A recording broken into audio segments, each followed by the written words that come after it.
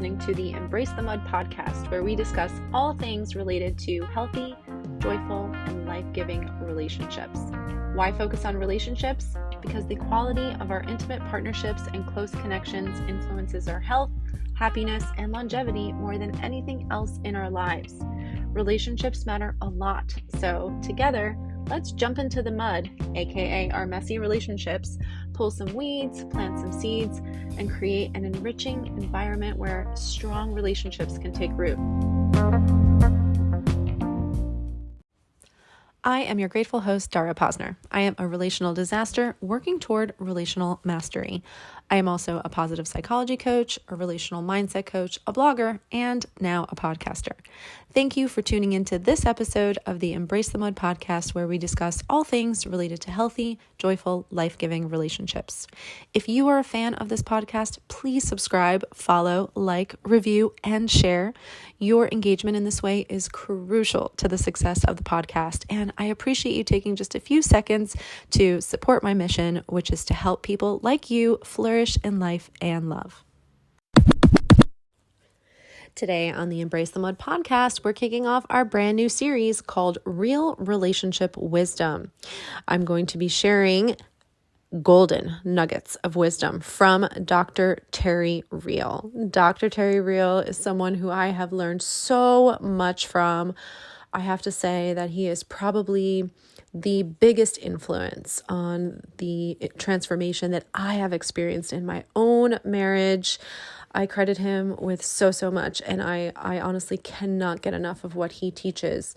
He has written several amazing books, the last of which, and my personal favorite, is called Us, Getting Past You and Me to Build a More Loving Relationship. He's the creator of Relational Life Therapy for couples, and just a wonderful human from what I can tell. I've learned so much from him, and I'm hoping to impart some of what I've learned from him to you. So let's dive in.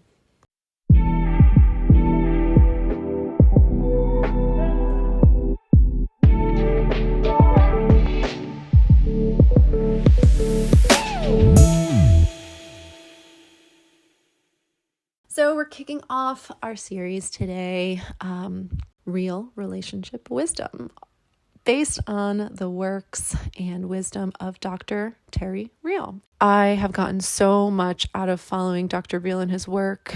What I've learned from him has been enormously transformative in my own relationship and marriage.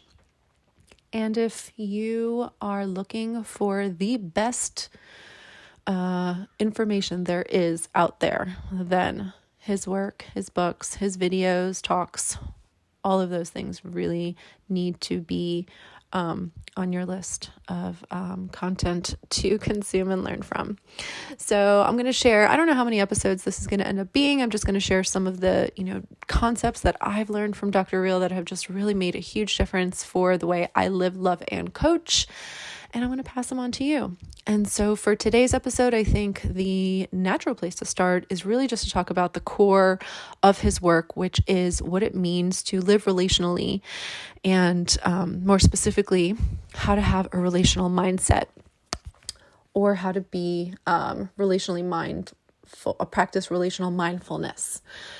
So what does it mean, first of all, to not think relationally, and where we're all sort of starting out and coming from, just based on the culture that we come from, and how our society really orients us when it comes to how we take care of ourselves in a relationship, is that we're coming from an individualistic mindset. We think individualistically, and how that shows up in our relationships is like, there's me, this separate me, and then there's you, this separate you. And we are very, very much focused on either you or I. And if we're being honest and forthright, which is what I try to do here on this podcast, mostly I'm mostly focused on me. And that begins with, I get into a relationship so that I can have my needs met and be happy. When I'm in a relationship, I am predominantly thinking about whether or not I'm getting what I want and getting what I need from this relationship. When there's a conflict, I am primarily focused on being heard, being seen, being validated, and having my perspective understood. That's what we're sort of leading with. What Dr. Terry Real invites us into is to get beyond this you and me dichotomy into we, us, and ours thinking. So what that might look like, let's say in a relationship where there's a conflict, right? As opposed to being like two little attorneys arguing your own cases and trying to get your perspective seen and validated and getting your way in the end, right? Where there's this undercurrent of competition, which is what's super common and where most people live in relationships. Getting to a place where we really see ourselves as a team, and rather there being a you and a me with an issue in between us, there's our relationship being impacted by an issue that we're looking at together and it's in front of us. I find that visual really, really helpful because it's like side by side, shoulder to shoulder, looking out at this thing that in some way is challenging us, threatening us, causing a conflict. But it's not each other that we're opposing. We're not in opposition. We are not adversaries. This isn't a game where one of us wins and one of us loses. This is an opportunity for us to honor our relationship by looking at this thing and deciding what we're going to do with it, about it, etc., etc. And the primary goal is, how can I take care of myself and the person that I love at the same time? How can I advocate for my desires, my needs, my preferences, while deeply cherishing and honoring the person that I love and their needs and their desires and their preferences? It is a way of being where we are really putting the relationship at the fore in terms of what we're trying to nurture, develop, grow. It's not me that I'm trying to feed. It's the relationship that I'm trying to feed.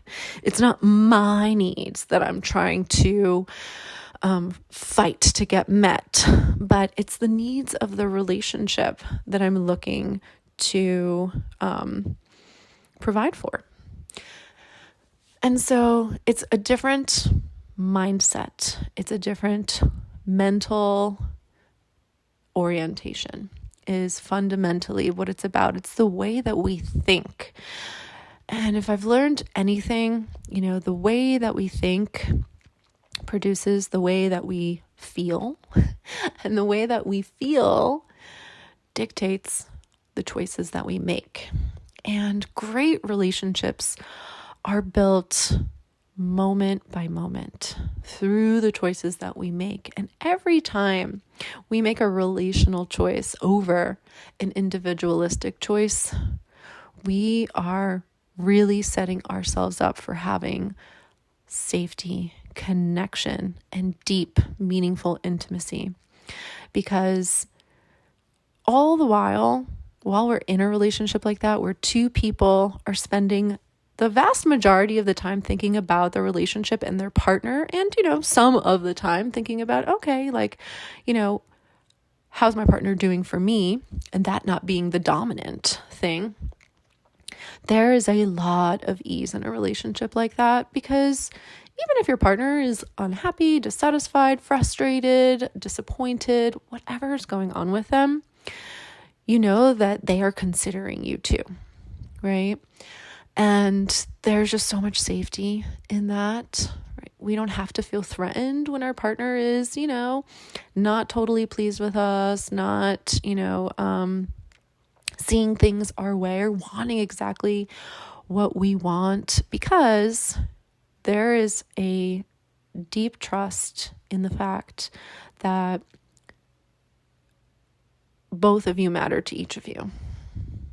at any given time, in any given situation, under any set of circumstances. And that is powerful, right? When you're at odds with one another and you have the sense that you need to fight for your own rights because that's what your partner is going to be doing, is they're going to be prioritizing themselves and their own needs and their own wants, you get polarized immediately, right? They're all out for them. You're all out for you. The battle has begun. Somebody's going to win. Somebody's going to lose. And the reality is when that happens, you both lose because the relationship suffers. With a relational mindset, the relationship is the priority. It's not me. It's not you. It's the usness. It's the relationship. It's what we have and share together, the space between us. This is what we're continually working to protect. It's a very, very deliberate awareness that our relationship is the ecosystem that we share. It's the air that we both breathe. If I am bringing a lot of selfishness or judgment or criticism into the ecosystem, that's going to end up poisoning me too. Because with a relational mindset, I recognize that I can't hurt you without hurting myself, because as I damage the relationship, I damage myself, right? And the opposite is true too. If I'm nurturing the relationship, if I'm prioritizing the relationship, if I am putting my best into that, that's the air that I am going to breathe. I'm nurturing myself in the process. So I hope that that makes sense. That's my off the cuff sort of, description according to my own understanding of what it means to think and operate and engage with a relational mindset versus an individualistic mindset, which is me first, I matter first. And I suppose the opposite could be true too, that in an individualistic mindset, the other individual could go first and matter first. And that's maybe where like a more codependent dynamic could exist, where there's like a total self-abandonment. And because there's that, sort of just like desperate need for approval and for, there to be just a positive rapport, one person really lifts up the other individual, and pours everything into making sure that their needs, preferences, and desires are being honored at the expense of their own. And that also would not be a relational way of being, because again, remember, a relational mindset is this beautiful balance of how do I take care of myself and the other person at the same time, right? And it's honoring self and other as equally important. So I hope that that helps. If you have any questions about this, don't hesitate to reach out and ask me. Definitely go to Dr. Real's website. I believe it's just terryreal.com. He's got all kinds of courses on there for couples. He's got resources, his books that he's written. If you go to YouTube, you'll find podcast interviews and talks that he's done. And I highly, highly recommend just sort of, binging on his work and what he puts out there, because it's so, so helpful and so, so beautiful. And honestly, when I hear him talk and when I hear him describe, the ways in which, we do well to love each other, it's like a salve to my soul. So that's why I'm going to spend a few sessions just promoting him and his ideas. And I hope you find them helpful. I will see you next time when I return with more real relationship wisdom. In the meantime, please remember, you are wired for love and connection. You are capable of love and connection. You are worthy of love and connection.